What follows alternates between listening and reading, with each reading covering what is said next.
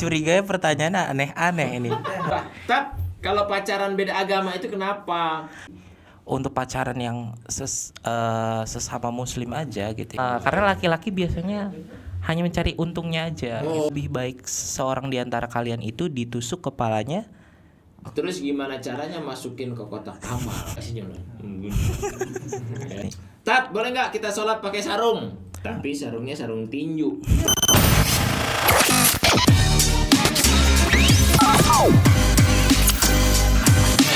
KSPS Podcast. Ya, jumpa lagi di channel KSPS ya. Hari ini kita sudah datangkan ustadz terkenal yang viral di segmen Tanya Jawab. Bagaimana Pak Ustadz? Sehat hari ini? Alhamdulillah. Alhamdulillah. Kita sudah kumpulkan beberapa pertanyaan nih dari netizen. Boleh. Netizen adalah anak-anak muda yang sekarang lah ya. Ini saya curiganya pertanyaannya aneh-aneh ini, Bang Aril. Ya, kita lihat aja kan baru kita ngumpulin nih. Tadi kita sebar angket untuk mengumpulkan pertanyaannya. Nah, ini sudah kita pilih nih pertanyaannya yang kira-kira sesuai lah dengan anak muda. Oke, sudah siap? Oke, Oke, sudah siap ya. Mulai kita pertanyaan pertama nih. Ustadz, di hidup ini kan harus selalu mengingat Allah. Kayaknya bagus pertanyaannya ya kan.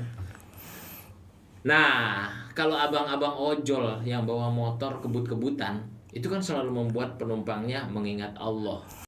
Dia dapat pahala nggak ya kira-kira ya?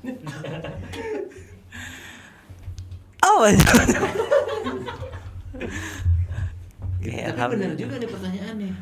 Kan kalau kebut-kebutan tuh suka istighfar tuh yang di belakang tuh. Astagfirullah gitu kan. Ya, gimana tuh dapat pahala nggak itu? Kalau menurut saya, ini kan dalam rangka mencari nafkah ya. Dari sisi ojek tersebut, ketika dia membawa motor, dia mendapatkan pahala karena dia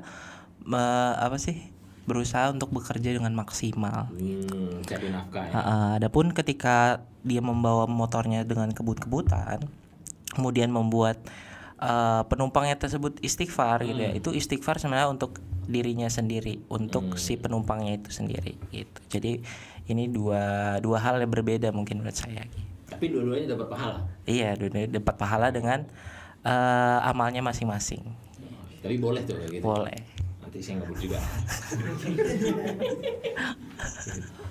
Oke, pertanyaan kedua. Tat, kalau pacaran beda agama itu kenapa nggak bisa? Yang pertama, kenapa nggak bisa bersatu? Belum selesai.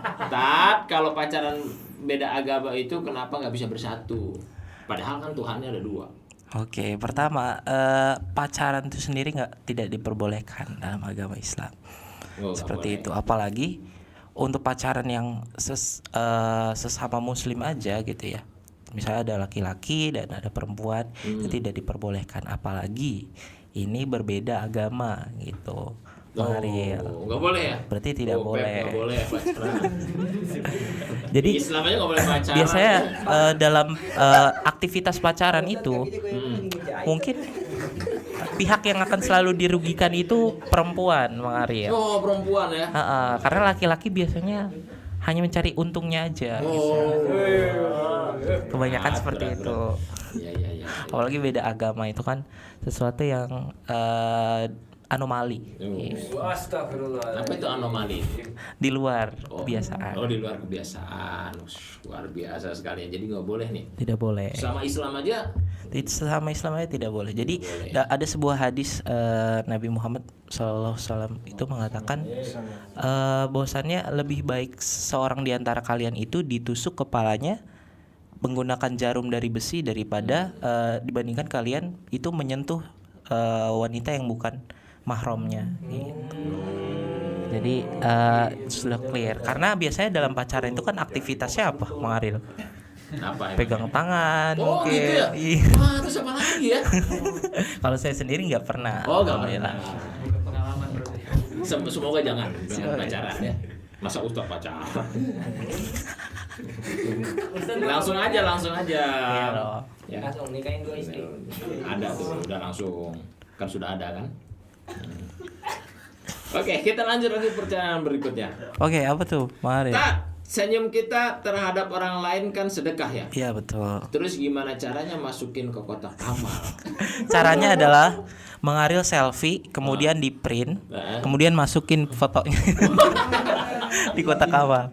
Enggak, maksudnya ini kan hanya terminologi yang digunakan oleh Rasulullah bahwasannya amal setiap muslim itu tidak luput daripada penilaian Allah gitu. Bahkan hanya sekedar senyum itu kan berarti seorang tersebut tidak memiliki harta apa-apa lagi gitu.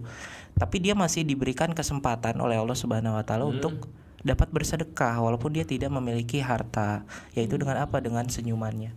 Tentunya kalau dia mempunyai harta, lebih afdol dia bersedekah menggunakan hartanya seperti itu. Jadi itu hanya sebagai bentuk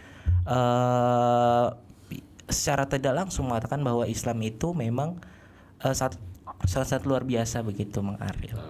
Jadi senyum aja sedekah. Senyum saya sedekah. Nah, kalau senyum itu harus gimana biar jadi sedekahnya?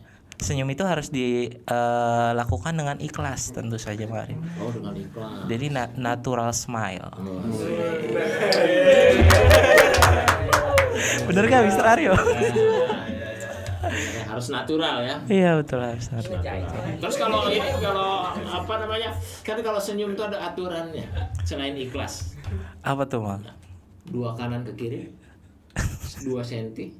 Oh gitu. Ke kiri kanan pokoknya 2 cm. Kalau ke kanan 2 cm doang enggak senyum lah. Ya, tapi harus seimbang. Sakit itu. Wah. Iya, nyebutin cara benar. Oke, kita tanya lagi. Just kidding. Tat, boleh nggak kita sholat pakai sarung? Tapi sarungnya sarung tinju. Nah. Oke. Syarat sah sholat yang perlu pertama kita ketahui adalah diantaranya menggunakan pakaian sebaik-baik pakaian yang kita punya gitu. Apakah sarung tinju itu? Memang ada beberapa ketentuan gitu dalam Islam yang mengenai adab-adab sholat. Diantaranya memang salah satu babnya itu membahas tentang pakaian. Nah, Nabi Muhammad itu memang melarang. Ada beberapa orang yang pada saat itu zaman Nabi itu kebetulan suka makan bawang. Suka makan bawang. Alhasil dia mulutnya itu berbau bawang. Sehingga keringatnya juga ikutan bau juga. Nah, kalau di Indonesia jengkol kali ya. Jengkol mungkin. Gitu ya.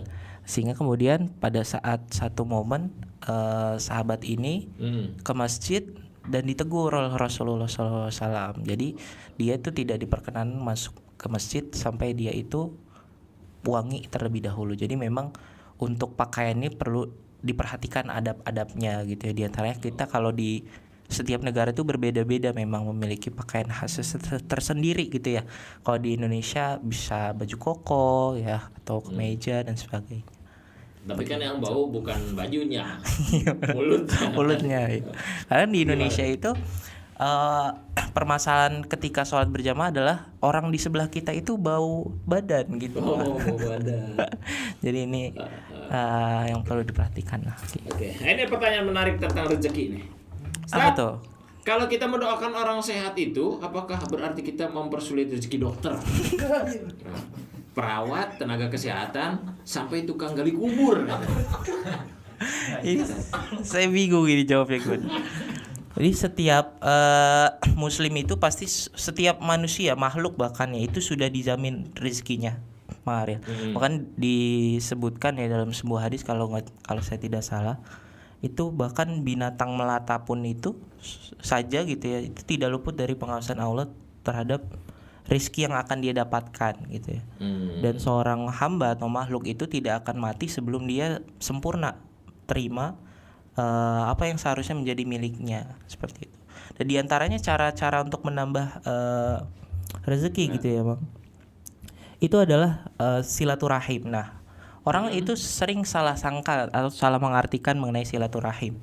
Silaturahim ini misalnya gini, mau ngunjungin mantan silaturahim. Nah, itu sebenarnya bukan silaturahim. Jadi yang dimaksud silaturahim itu diambil dari 2 kata bahasa Arab. Ada wasilah, ada rahim. Jadi ini yang sebenarnya yang memiliki hubungan darah saja begitu mah. Nah ini jadi kemana-mana ya kita. Nggak, oke. Nah kemudian yang dimaksudkan panjangnya umur itu bukan berarti Allah itu misalnya menetapkan umur kita itu 70 tahun. Kemudian setelah kita bersilaturahim jadi 80 tahun, gak gitu. Tetapi yang dipanjangkan umurnya maksudnya adalah keberkahannya gitu. Misalnya ada dua orang dengan umur yang sama nih. Dia orang A umurnya 70 tahun, orang B 70 tahun juga. Tetapi orang A itu sering bersilaturahim. Yang B itu jarang bersilaturahim. Nah, perbedaannya adalah di letak keberkahannya gitu. Misalnya yang si A nih walaupun dia umurnya sama 70 tahun tetapi dia berhasil membangun masjid ya, mengikat atau mengumrohkan orang tuanya. Jadi memang Orang kaya itu. orang Kaya itu. Itu kita namanya share itu. Kaya. Share itu namanya tuh. Yang satunya lagi nggak kaya.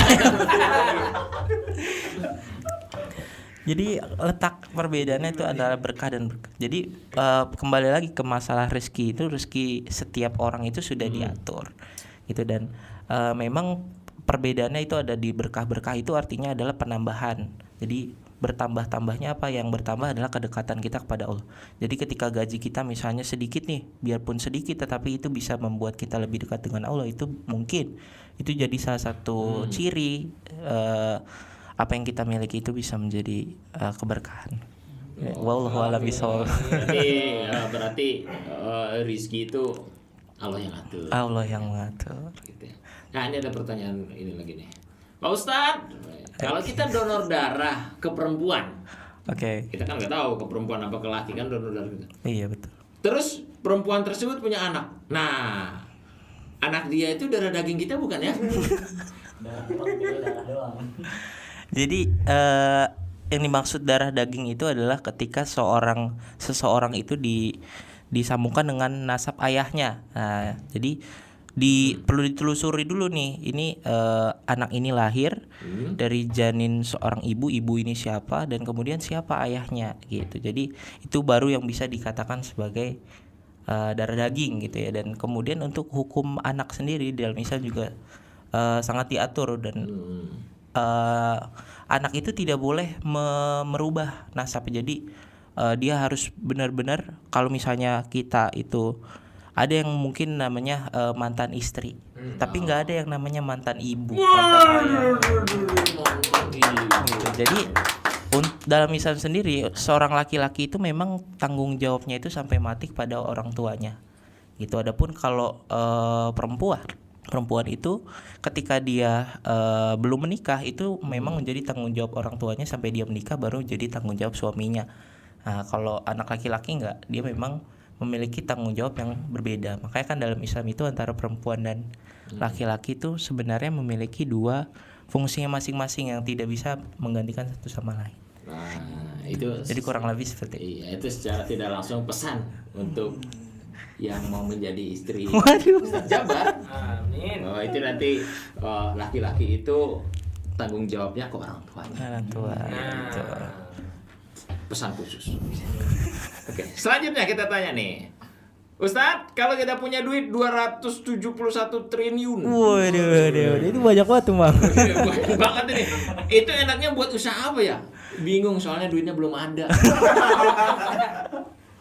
Gitu. Memang Mungkin nanti kalau ada benar-benar. itu buat apa?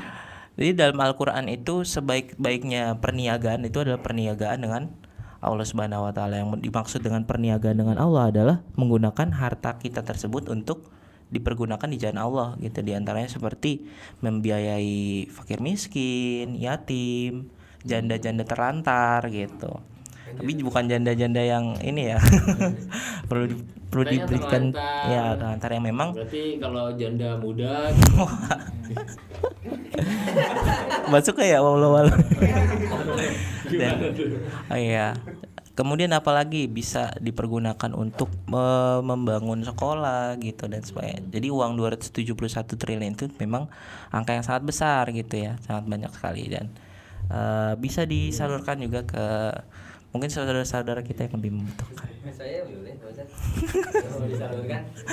Itu masih banyak tuh para penerima tuh yang mau menerima tuh. Ya, sebenarnya banyak banget Bang ya. angka 271 triliun ini kan menjadi unik setelah memang kasus-kasus belakangan ini, Bang Ari lah. Enggak, saya enggak tahu. Wah, Kasus apa ya itu?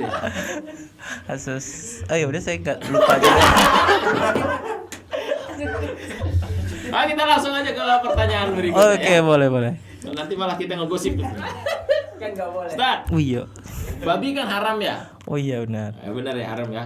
Kalau ada yang lagi bakar sate babi terus asapnya kehirup, itu gimana? Dosa nggak gitu? Pertanyaannya adalah kenapa Anda berada di situ? Kan tuh lagi jalan, Oh, lagi misalnya gitu. Ini yang buat pertanyaan siapa sih? Itu tim pertanyaan tuh, Oh, iya. yang nyebarin angket. Astagfirullah. Memang babi itu haram untuk dikonsumsi. Sama hal dengan gini, Maril, alkohol. Banyak orang mempertanyakan gini, Pak, kalau misalnya kita ke masjid, tapi pakai parfum yang alkohol itu boleh atau enggak? Kira-kira menurut Mang Aril gimana?